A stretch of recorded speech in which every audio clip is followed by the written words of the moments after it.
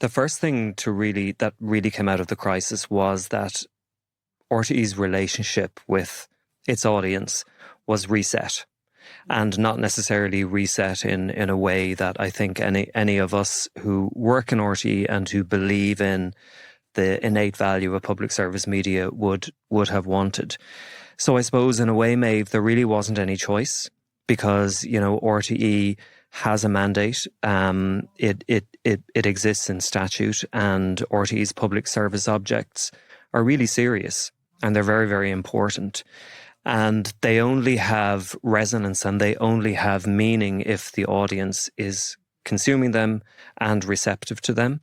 So I think it would be fair to say that there wasn't really, from our point of view, I suppose, as the brand custodians of RTE, there wasn't really any choice except but to go to the audience and essentially reset and recalibrate that relationship with the audience, and recognise the depth and the seriousness of the crisis that happened.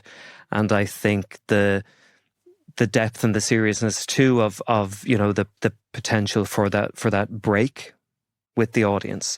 So really that was a very compelling mandate. That time was the right time as well. As Tracey said, we had completed various processes in relation to governance and all the things that had to happen.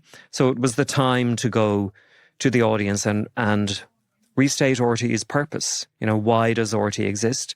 And to echo Tracey's point, if anything good came out of that crisis, it was that opportunity to really reassess RTE's core purpose as a public service media organisation, with the emphasis on public service. And I think if we hadn't acknowledged the elephant in the room within that campaign, it would have just been tone deaf. RTE was so public, that crisis, that for us to come out with a shiny new ad talking about how brilliant we are would just be so tone deaf. And, we needed to be authentic. We needed to be contrite, but also confident in the new reforms, which we were. So, from that perspective, as Joe said, we knew that we had to do it.